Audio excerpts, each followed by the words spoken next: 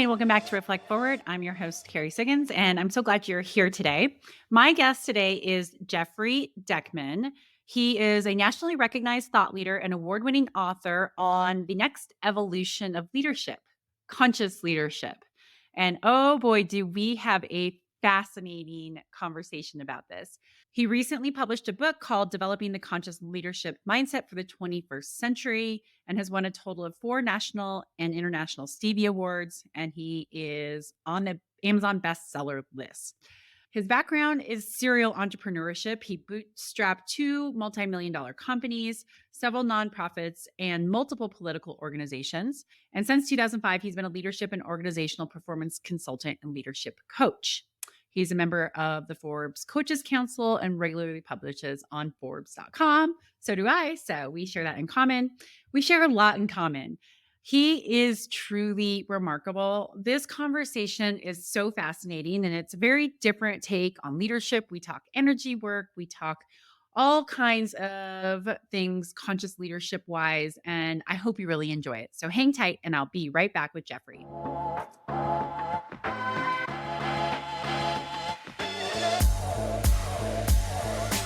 All right, welcome back, everybody. I have Jeffrey Deckman with me. Jeffrey, thank you so much for coming on the show today. I cannot wait to dive into your expertise today. Well, I can't wait to share what I know already is going to be a cool conversation, and time is going to fly by. I can tell. It is. It is. It is. Awesome. Okay, so you are all about conscious leadership.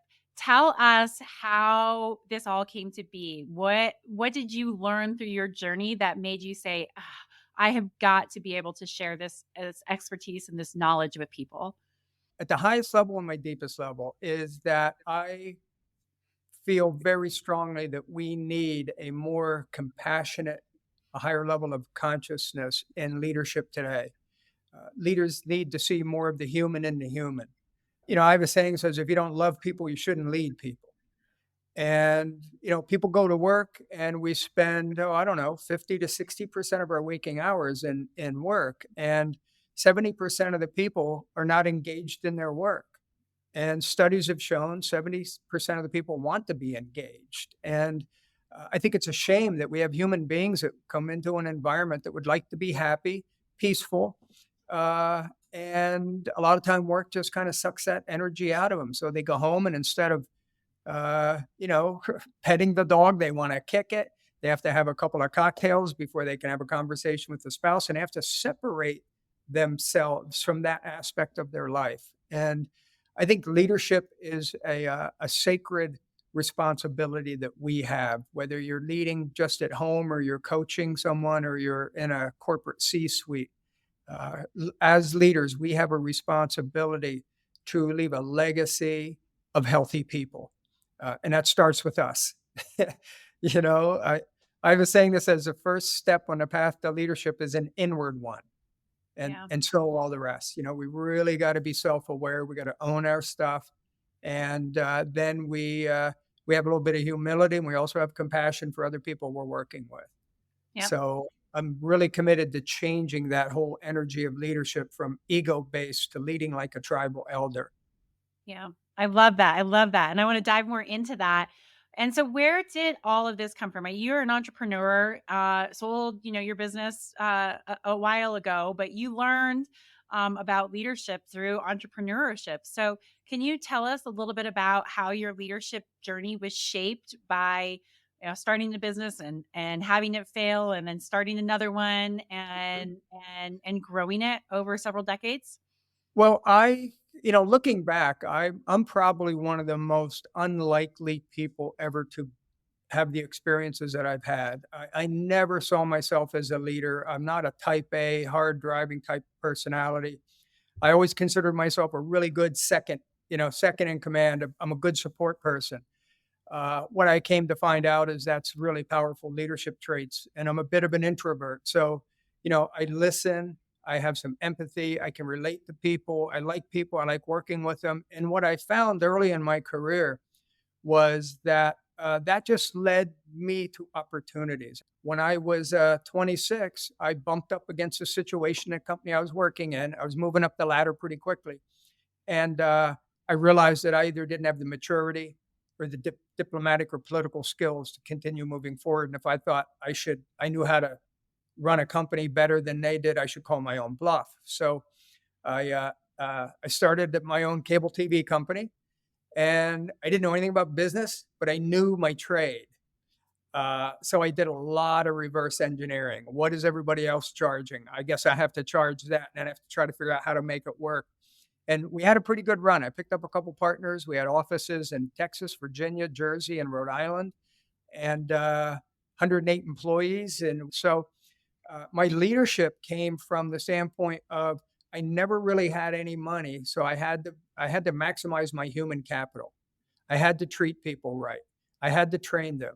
I had to help them learn how to grow, and I really had to be engaged with them in order for that to work. And I like to like people anyway, so that was really why those companies were successful. I didn't have a lot of business skills, but I had really good people skills, and I knew what I was doing in business. And then 2005, I just got bored. I'd been in telecommunications for 30 years. I'm an entrepreneur at heart, kind of flattened out.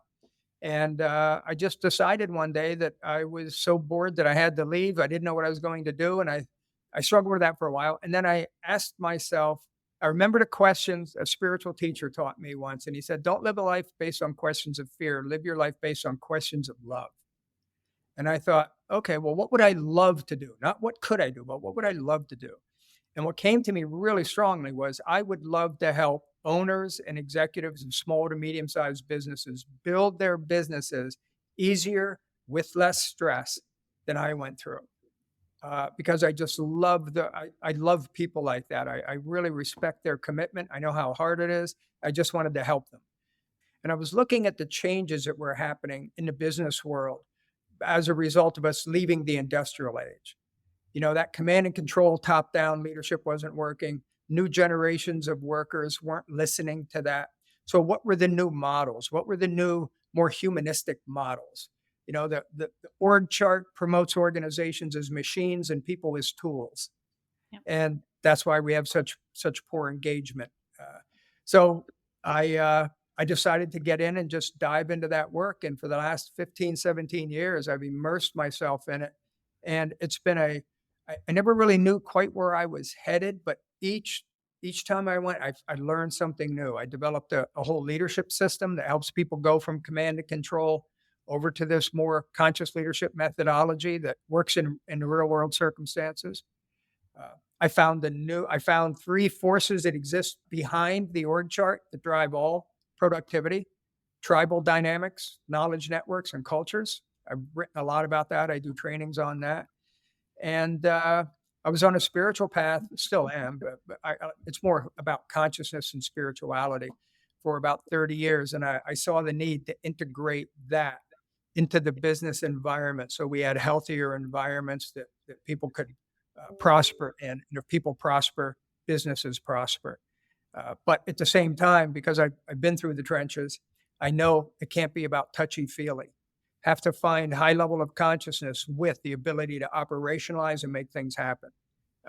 And that's what I've been doing for the last 15 years, is coming up with those systems and then teaching them and doing certification programs, et cetera. It's been a heck of a ride, and it's been absolutely fascinating. I never would have been able to anticipate the things that I've found along this journey, but it's been great. How fun. How fun. So tell us that. So tell us about your system, and how people can use it to build more effective teams, more engaged teams. Well, what we're facing today is our conditions have changed so much. Uh, Technology has empowered everybody. So, from the 20th century to now, the big change is individual empowerment. Yep. Technology has done that. The new generation of workers are all raised to have input and to have a say in things. People are tired with what I call carnivorous capitalism. We just want something different. So changing that model isn't enough. We have to transform and develop into a new model.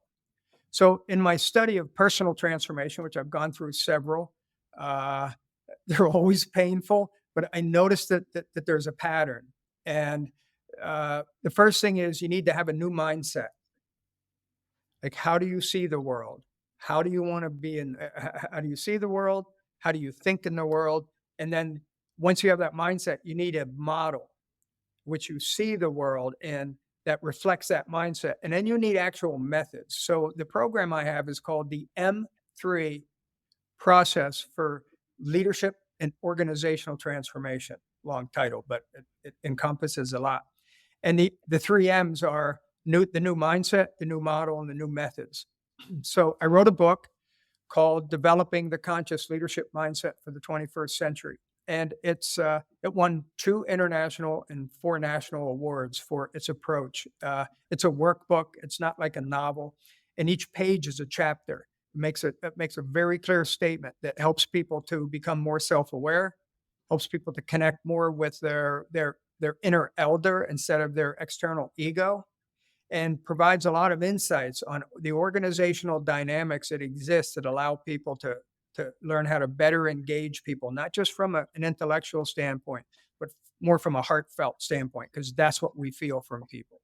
So I wrote that book in 2009, and that really gives the premise for this is the mindset that we really need to embrace. Leaders can't be command and control now. They have to be communicators, collaborators, and facilitators. They have to be in service of. So all the work that I do is, first of all, I help them start to grasp the mindset. Some people don't want it, and that's fine. It's just not for them. But those who do, they know there's a better way, and they want to get there quickly without wandering around in the wilderness for a long time. My work really helps them connect with that. Uh, and I used to be a really unconscious leader. I didn't know it. I was more ego driven. And, I know it's a painful journey to become self aware and see some of the things that you've done and how to be able to take those baby steps until you get more comfortable. Once you get that, and then, like I said, there's a lot of work that I help people see organizations not as org charts, but organizations are a tribe of tribes, and tribal dynamics drive organizations. So I help leaders see that. And when you start to understand tribal dynamics and how powerful that is, really become motivated to engage them more than to treat them like departments or silos or whatever. There's a collective genius in our organizations that is really undertapped. And it's just because how we engage them. We have hierarchies that are too structured, and we have silos that are too separate. And that's not how people evolve.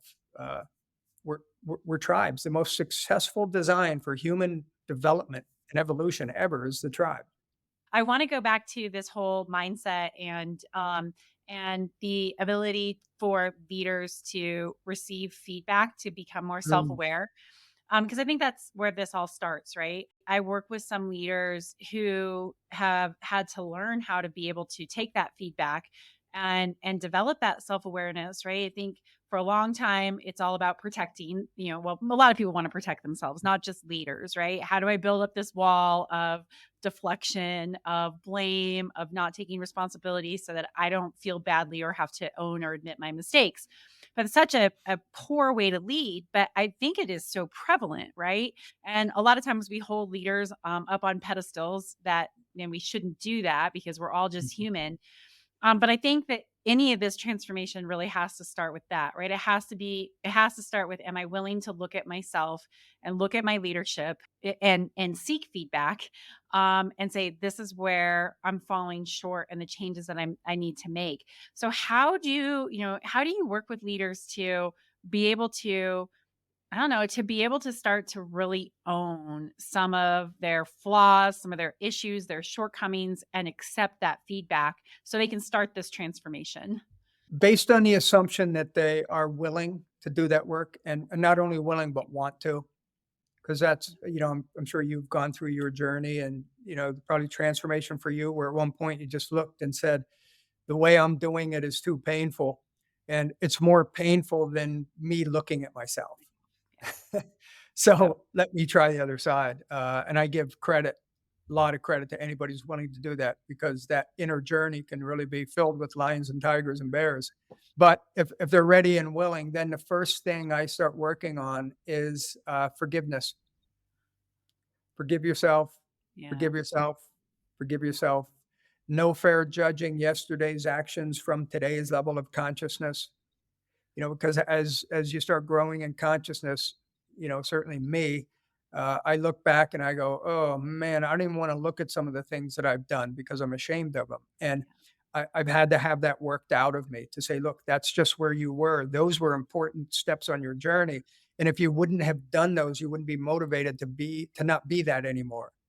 So, don't go in the rabbit hole, acknowledge it, own it, uh, and then make a decision to work to not be that anymore. And then that's all you really need to do with the past. And then honor that by and make that work for you by it being a catalyst for you to become a better person, somebody who's more heart centered, who's more reasonable, little less egotistical. So there's a lot of forgiveness in that. And then once the forgiveness is coming in, at the same time, you got to give some tools on uh, how people can begin to start moving forward. We have so many of our problems that live in our blind spots.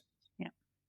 We don't know what we don't know. So we don't even know, and we don't even know it's working against us. So in my book, I spend a couple pages on that because it's so important. And there's an exercise in there that people can use that I suggest they do if they're interested. Be courageous, but and basically you reach out to a handful of really trusted people, personal and professional, and say, "Will you please tell me things you see that I'm doing that work against me?" And I promise not to take it out on you. Right? Then as people start to see that, and then they start going to work on that, they become motivated because it feels good to work on that.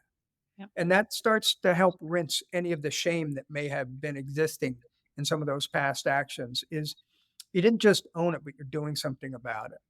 Yep. Uh, and when you get in integrity, if you've been out of integrity in any way for a long period of time, whether it's just you're a jerk to people or you're controlling or whatever, and when you start elevating into a different level of consciousness, uh, the rewards of that are so high that you become motivated just to do that more. And I know some of the things that I used to do kind of regularly on purpose, I would never even do it now because it unsettles my nervous system so much. I get out of integrity with who I know I am.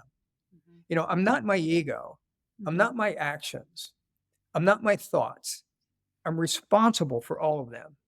But I'm not that any more than I'm my dog. I'm Mhm. responsible for what my dog does. I'm a much higher all of us are a much higher spiritual being. Yeah, you talking about that reminds me of one of my employees several years ago. I hired this great, super, super, super smart guy, talented, but boy, oh boy, he was rough around the edges and very harsh, very direct, just actually quite rude. But Mhm, yeah, also was intimidating. His big presence, and people would come to my office and say, "Oh, this person is doing this and I can't work with him and da da da da da." But they didn't have the courage to tell him, even though we have created a culture of feedback, right? It was just too intimidating. It was just too big of a step to be able to go give him feedback. And I remember one meeting, he said something inappropriate, came to a head. I called him in my office, was like, "That's it. I'm done. We can't do this anymore." And he told me, "The problem isn't me, it's you. Nobody here gives me bad feedback. I ask people for feedback and everybody tells me I'm doing a great job. This problem is between you and me." And I was like, no, it's not. I'm your boss and I'm the only person here who's brave enough to tell you. And it's not going to work if we don't fix it." But I realized like he didn't have the tools, like what you said, to be able to go do it. So I made him do a 360. And I love the comment around blind spots because you're right. Like, you don't see your blind spots because they're blind. And what the coach who we hired to work with him through the 360, I love the way she said it. After they did the 360, like he rated himself in all of these areas, and then she compiled what everybody else rated him. And the things she's like, your blind spots are the things that you rate yourself high and everybody else rates you low, or vice versa. And that was something that was really easy for him to grasp, to be like, mhm, okay, wow, I see myself as this, but nobody else does. That's a blind spot. And it was transformational. And, we had to really, work on it. And it was emotional because, he had to look at himself in a way that he had never looked at himself, and that's really difficult. But he came out on the other side as a fantastic leader, and he always had to continue to work at it. But it was Mhm. such a powerful exercise. So I really appreciated that you talked about that 360. But I wanted to add that into it, that especially if you're a jerk, that even if you say, I'm going to go, I asked for feedback, and I'm not going to hold it against you. If you've burned some of those bridges, right, people might not be honest with you, and then you're going to continue to live in your blind spots. So that's why I think, someone who can come in and really help navigate the situation is really important. But boy, what you can learn when you do that is so incredibly powerful. When I was first doing ego work on myself, I was so proud of myself, right? I was like in kindergarten, thought I was, in college. And I was doing some spiritual work, going to spiritual retreats, and I was legitimately seeing some things and working hard on it. And I remember I was sitting in a meeting, and my controller was in the meeting, and my operations manager, my sales manager, and we were talking about some things. And my controller, for as brilliant as she was, sometimes she would get on something, just go on and on and on and on. I'd be like, "Oh, I'm dying here, right? I have ADD." So I'm sitting there, and I think I'm doing a great job because I'm not saying anything. Yeah. Right? I'm like the dog in my head is just barking, it's going crazy, like, I just wanna tell her to please shut up, I was dying. Uh-huh. And finally, she, like, looked at me and she stopped, she said, "You know what? You are you have the ability to be the rudest, most ignorant person I know." And I said, "What are you talking about?" Because in my head, I'm doing this sit, stay, I got the muzzle, right? Uh-huh. And she said I said, "I haven't said anything." And she said, "Are you kidding me? I'm sitting here, I'm watching you. You've got your arms crossed, you're Uh, sighing, you're yeah. rolling your eyes. You are being so disrespectful to me. Why don't you just come out and tell me to shut up? I'd respect you more." Yeah. And I was like, "Oh my God." I thought I was so what that first of all, I sincerely apologized. I owned it. I was like, "Yeah, Joyce, you were driving me nuts." Uh, there was something for her to get in that, like, modulate your words a little bit more. But what was most important was what that was a lesson for me to just really sit in and say, you know what? It's not enough for me just to sit there. If I want to show respect to the person, I have to measure the energy I'm sending out. I have to monitor my body language. I have to really get good at this. And it caused me to do even more work about what triggers me. What's my ego versus what is a legitimate boundary? Uh, and how do I learn when my dog is off the leash versus when I've really had enough? And that work uh, is really transformative, and it helps you at home. It helps you everywhere because it helps you. Consciousness work helps you in every aspect of your life, and when you do it well, you see people then become drawn to you. Yeah. They're drawn to that level of consciousness, the mentor, the elder. And it's not because you're walking around saying, "Oh, I'm a mentor and I'm an elder." If you're saying that, you're neither. Right? It's just who you are, is how you function. And then people are drawn to you. And you don't have to get them to follow your directions because they'll follow your direction. Yep. And the direction is authenticity, integrity, respect, that higher level of consciousness. We're wired to follow that. Uh, Yep. and I've learned that the ones that are the most bombastic and aggressive, et cetera, are the ones who have some of the deepest insecurities, and that's why they've built that shell. Yep. Yep. So, and that's tricky, going in and trying to deal with someone who's had the shell because they don't want to look at that inside work. But to be able to surgically try to go in and try to work with them, it's important work. You have to be gentle with it, but if you can get in there and pull that thorn out, it really helps the person. Like you had with that gentleman with the 360, you Yep. changed his life putting him through that. Yep, absolutely. Well, and it was a great lesson for me too because I don't want to be like that, right? And of course, we all have blind spots. And I have a lot of emotional intelligence, and I can definitely read a room, and I know when I can pick Mhm. up on all the cues and understand when I have offended somebody. Like, I don't have a poker face either. It's been something that I've been working on, right? You can't even just really control your face. You truly just have to like get okay with being in the moment. But I learned so much from it too because I was like, okay. right? I'm on this leadership journey. I was really young. Had been, I think, maybe a CEO for a year or two at that point, maybe 3 at that point. So just like figuring out about this executive leadership and how to develop people and how to develop myself. But boy, it was eye opening for me as well to understand those blind spots and to be able to create a way that people could easily give me feedback without having to go do a 360 so that Mhm, I could get that and change. And I just actually wrote a blog right before Christmas, and I was talking about like developing as a leader. And I have so many things I look back that are just cringeworthy. Like, oh my God, I can't believe I did that. But I'm so grateful for it. And even though I was embarrassed when I made mistakes and I didn't want to do that because I was trying to prove myself, now I'm, well, 15 years into this, it's like, I'm so glad I did that is just part of the process. Like you cannot become a conscious leader if you haven't gone through and really screwed up and mhm, hurt people's feelings and made mistakes and have those very visceral real experiences to be able to say, okay, I want to be able to evolve past this. So that was one of those experiences where I was like, okay, I'm not going to be like that, but I still have my own work to do, and mhm. still do today, so that I don't trip myself up quite as often, especially with how I make people feel, right? Like I want people to walk away feeling inspired, motivated, important, special. And you can't do that if you have a nasty look on your face, if you're annoyed, if you make a rude comment. And so you've got to be really conscious in that. And that's what that whole lesson and that kind of journey has taught me is all that matters if you care about how people experience you. And I tell people I work with it's like, listen, the fact that you're not happy with what your actions are, that's the sign that you're good. You Yep. have the tools. There are a lot of people who are jerks and they don't care. They Right. like it. So the fact that that makes you uncomfortable, give yourself credit because that if you wonder if you have what it takes to evolve in the next step, right there, that's all you need to know. And one of the things that I do because as a consultant, I have to make sure people don't see me as the one who knows it all. 'Cause I don't. I know what I know, they know what they know, and together we have a bigger know, right?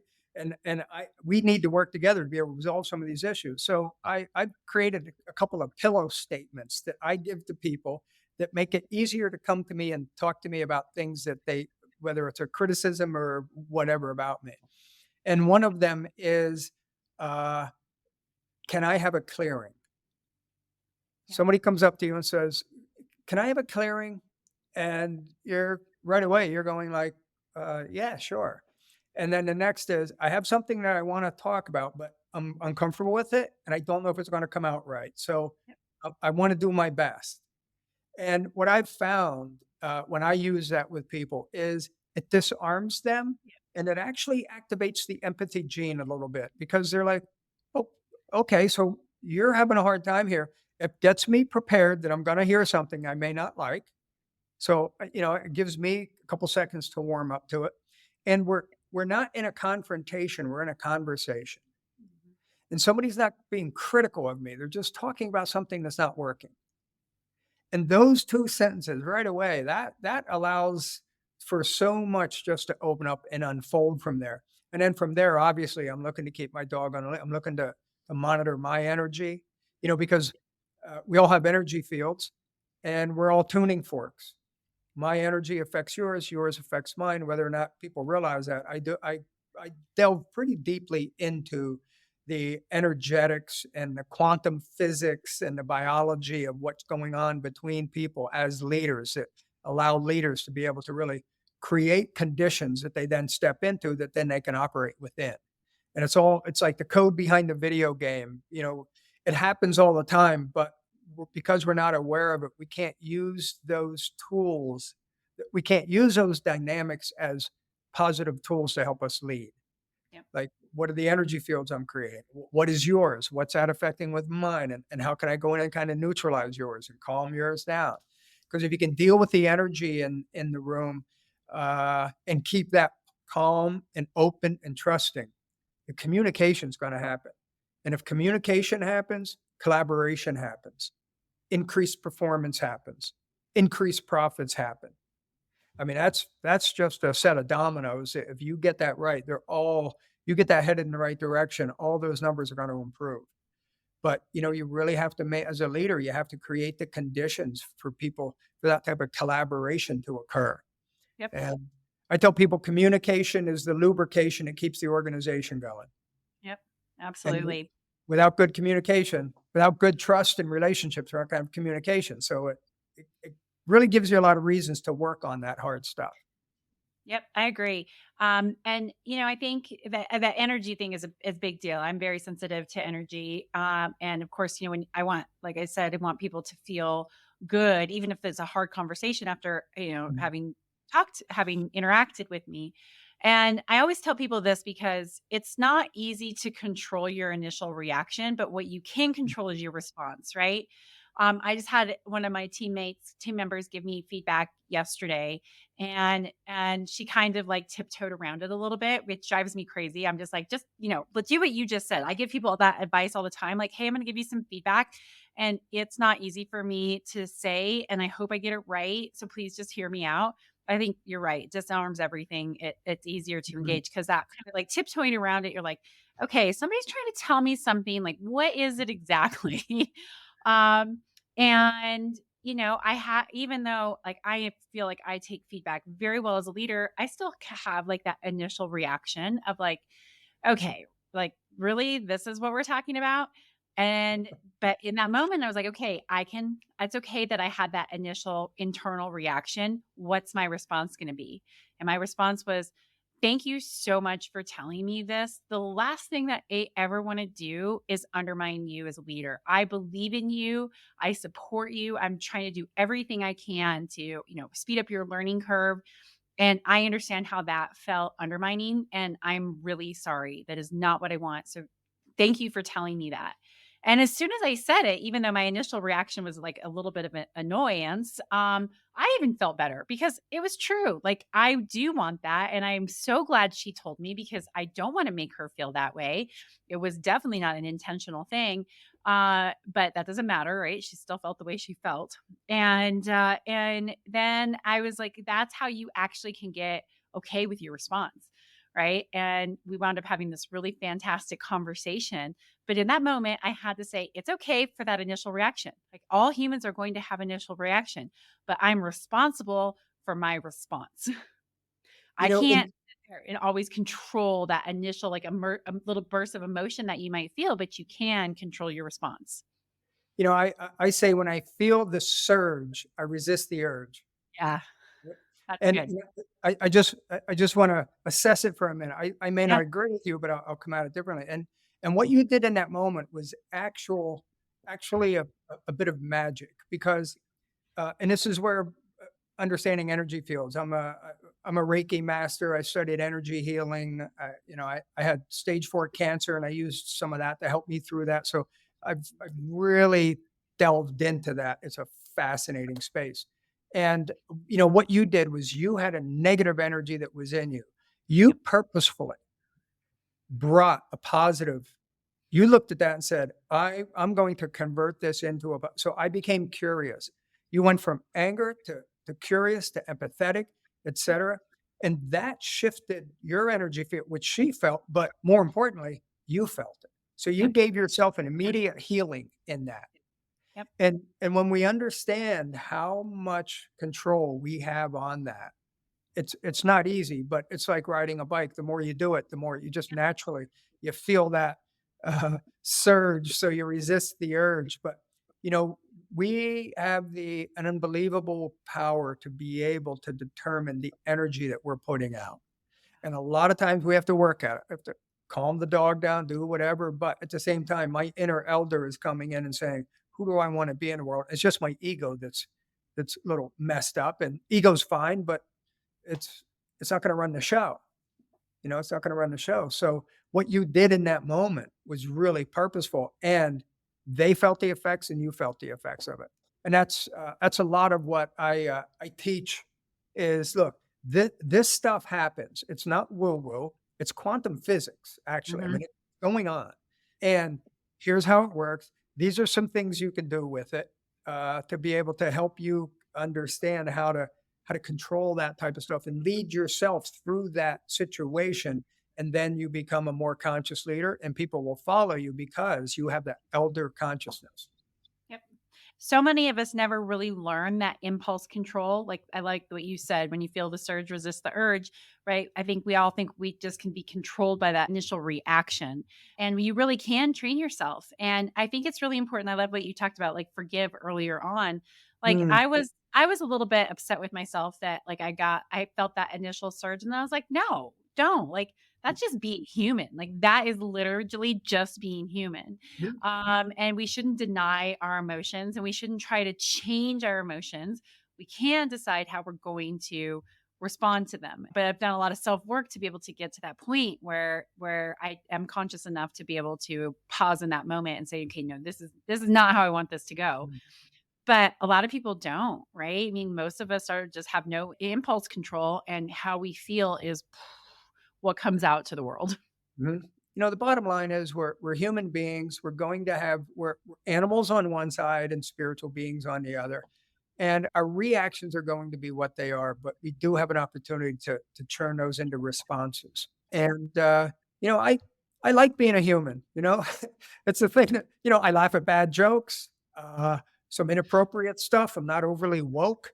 And it's how I roll. And I don't want to lose all my edges because if I look, first of all, I can't. But second of all, people can't relate to you. Yep. And then they think, "Well, I could never be that, so I could never be a leader." And I've done a lot of spiritual work, and I've seen some people that put the spiritual mask on, and they get to a point where they they have to oppress so many things, they're not even real anymore, and I feel badly for them because th they're doing it wrong. Find the mix. I'm sure when you walk into a room, you can light it up, you can hang with them, you can do the "Hey, man" type stuff, but when you need to be that next level, she Yep. shows up. Yep. That's an Absolutely. effective leader, somebody that can relate to people and people can relate to them. Then they let you influence them and Yep. guide them. Man, that's what we're here to do the best we can. And when I screw up, as quickly as I can, I own it. I mean, I don't like going back. What's the saying? The best time to eat crow is when it's still warm. Mhm. So, sometimes I'll do it in a moment. I'll catch myself and go, you know what? What I just did was not cool. I apologize for that. Let me back up. Let me own it and let me move forward. And forgive me. Sorry. Oops. Yeah, we all make mistakes, and I think that keyword is real, what you said. I mean, I think people want to work with real leaders. They wanna be inspired by real leaders, and that is always and I think the word authentic gets so Mm, overused, right? But it's really about being real, and I'm exactly with you. Like, I am edgy, and I've had, I grew up as without a dad, basically, always trying to like win over people because I thought that's what I had to do to be loved.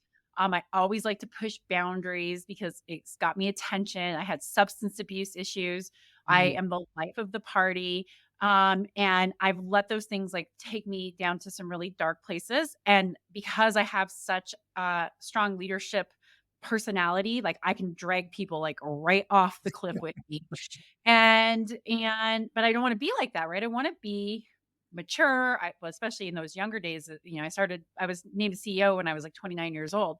I wanna be wow. mature, I wanna be respected, I wanna be classy, I wanna be all those things, but I also don't wanna lose, like, that edginess. Like, that's why wear my bangs, right? I have to have a classy but sassy haircut.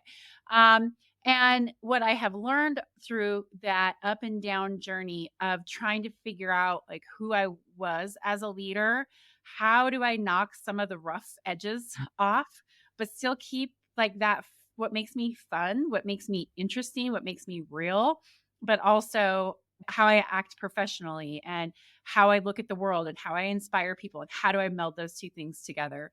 And I'm not everybody's cup of tea, like that's for sure, but really trying to find that realness. And I think that's the best compliment. Like I do a lot of public speaking and I just got rebooked for another event from the same event planner, and she was like, "You are so real." And I was like, "That is the best compliment anybody can get, is that you are real." And it's because people can connect with you. So I tell leaders all the time, be yourself. And if you don't know who you are, that's okay. That's part of this journey. Like none of us do, right? We all are trying to figure it out. But don't try to change yourself, mold yourself, be hard, build up this shell because people want to know the real you. And it's so hard. It's scary for some people. You remind me, I moved around a lot when I was a kid. I went to 2 middle schools, I went to 3 high schools in 3 different states, and, all through adolescence. And what I would do when I moved as a freshman from Pennsylvania to Virginia, big culture shock, kind of city to country, I thought, "You know what? Nobody knows me, so I can be any personality I want." So I took on this thing of I'm going to be the strong, silent type as much as you can be when you're like 5'4" and 112 pounds, right? But that's what I'm going to be stoic. Stoic's a better word, right? So I spent the year in Virginia and then we moved to Maryland. And as I'm moving to Maryland, I'm thinking, I'm 16, 15, and I'm thinking, well, that wasn't any fun. I didn't have any friends, right? So I thought, well, I'm going to be more outgoing and more of an extrovert. So we moved to Maryland. I did that, and I had more friends, but like more than I wanted because I'm kind of an introvert. And then we moved to Jersey the following year. So it was like boom, boom, boom. And on the way to Jersey, it dawned on me. I said, I've spent all this time and energy being Yeah. something else, hoping I'd be liked. And what I've learned is that no matter what it is that I am, there's going to be some people that like the stoic guy and some don't because he's boring. Some people that like the extrovert, some don't because he's a pain in the neck. Why don't I just be me, work a heck of a lot less, be more at peace, and have the same amount of people liking me or not liking me, but whoever they like, I don't have to have the face. Oh man, I hear you. So resonates with me. And then when you're just like, all right, I got to like myself and I got to be myself because Uh, yeah, it is a lot of work and it's very self-destructive. Like my trying to be liked led me to substance abuse issues and a lot of other things, not feeling like I belonged, feeling purposeless, like this whole thing, but it was all stemming from like I was always trying to be what I thought people wanted me to be because they liked me and I thought, well, I have all these friends and they like this version of me. There's no way they're going to like the real me. And, oh my god, you figured it out much younger than I did. It took me overdosing when I was 27 to finally be like, "Okay, I have a new opportunity at life, and I, am gonna figure out how to like myself, how to forgive myself, and be myself because this clearly is not working." I'm 10 years sober. Yeah. November 17th was my 10th Congratulations. year. So, I had my own little roll around the wheel there. And my daughter got really tied up in that. She's doing wonderfully now, but she had an accidental problem with opiates. Yeah. And once you get into that, it's really hard to get out. And she really, really had such a tough time with it and brought us much closer eventually. But, she's married with 2 beautiful babies now and doing great, massage therapist. But, we've done so much work, both of us, to give ourselves credit for having the character to come at. We willingly went to hell unknowingly, but we found our way out. Yeah. So, man, you got to love yourself. You got to trust yourself. If you can go there and get out of that, Yeah. because you can get some help, but it's a moment by moment decision. It's Yeah. all you. And Yeah. man, what a proving ground. Mhm. What a powerful proving ground. So, yeah, I told her, I said, you had to go through that so you could see who you actually are. Totally. I'm so grateful for it, even though it was horrible, miserable. I hurt so many people. I hurt myself. I'm so grateful for it. You do. Sometimes those are the lessons that you have to learn to get on the right path to the life that you're supposed to lead. And if you don't go through those things, I mean, I've been through bankruptcy, I've been through divorce. I was an alcoholic. Well, I guess still am, but and I've done some things I just look back on and cringe. But you keep going, you just keep on going, and believe in yourself. And the fact that it bothers you is a good sign. Just don't give up.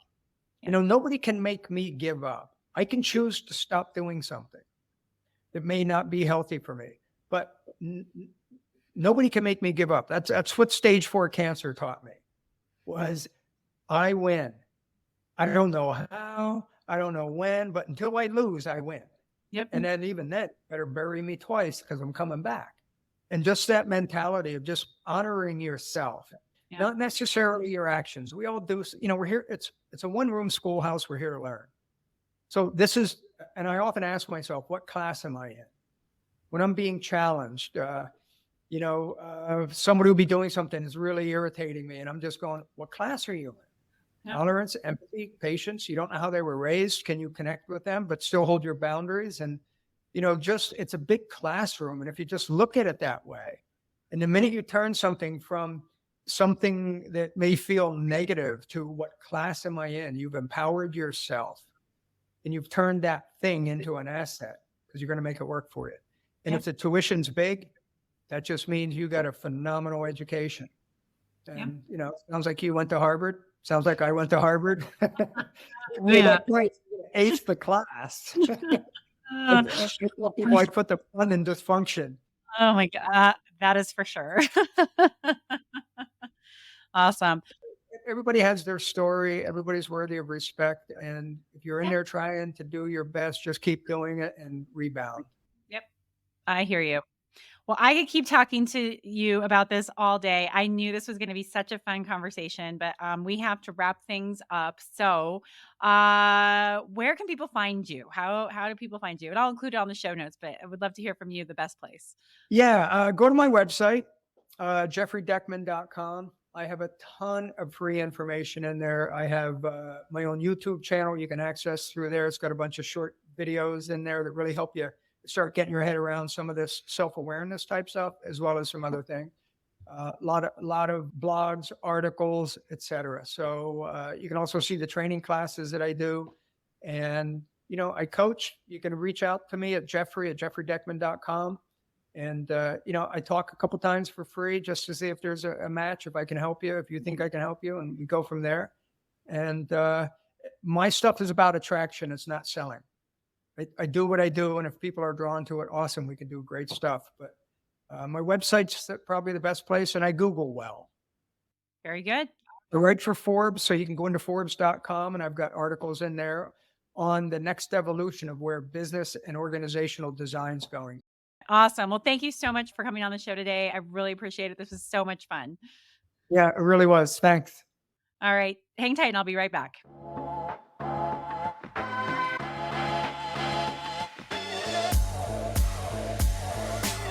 All right, I'm back. I hope you enjoyed that interview with Jeffrey. What a great guy. With that, I will leave you to your day. If you like this podcast, please write a review, go to iTunes and subscribe to it. Go to Spotify, go to any podcast platform and subscribe to it so you don't miss an episode. And be sure to rate it and write a review. That always helps with the algorithms and spreads these amazing stories of leadership inspiration. In fact, I'll just leave you with one quick thing. I was talking to my director of HR the other day, and we were talking about the culture that we've created at Stone Age and really how remarkable it is. And we were talking about my leadership journey. And I told her that I have really honed my leadership thinking, my leadership skills, my leadership philosophy since starting this podcast, because I think about leadership so often and I talk to amazing people who are thought leaders in leadership, who are building companies, who are building cultures, building teams, and it really does make a big difference. So if you want to be an impactful leader, if you want to be a leader who changes the world, who really creates something that's unique and different, then immerse yourself in these things. Talking to people like Jeffrey and all of my other guests, I have just expanded my thinking so much because I just get knowledge bombs all the time. So anyway, I just wanted to share that with you. Okay, now I'm really going to leave you for the day. We'll see you next week on Advice from a CEO episode. Take care.